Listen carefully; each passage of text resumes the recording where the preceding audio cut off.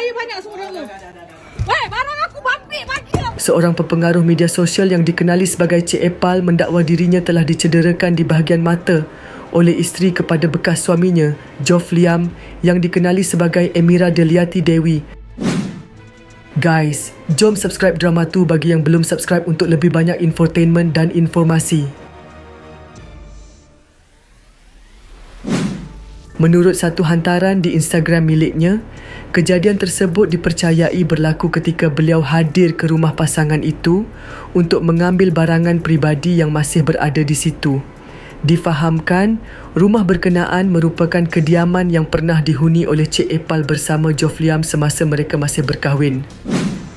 Cik Epal turut meluahkan kemarahannya dengan menyifatkan tindakan Dewi sebagai kasar dan menuduh wanita itu mencederakannya dengan mencakar bahagian mata.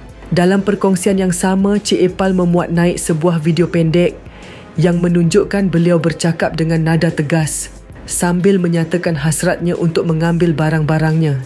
Namun Dewi dilihat segera menutup pintu, manakala Joff Liam berada di dalam rumah dan mengarahkan isterinya untuk berbuat demikian.